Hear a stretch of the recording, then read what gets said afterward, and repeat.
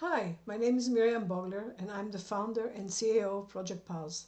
In this video, I'm going to show you how to use the text tool. The text tool is one of the tools available for users in the workspace.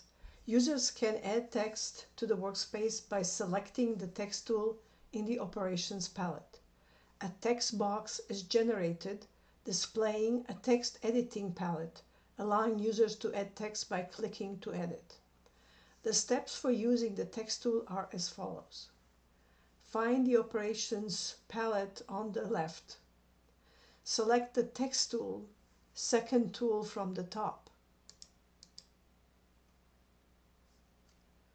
It will generate a text box.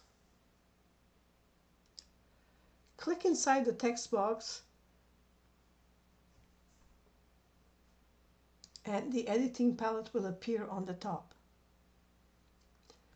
Choose the formatting you need.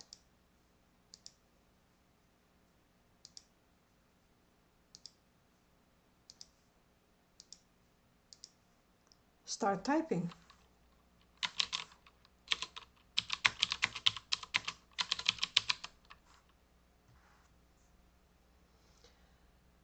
Thanks, and I hope that this was helpful. Enjoy using Project Pause.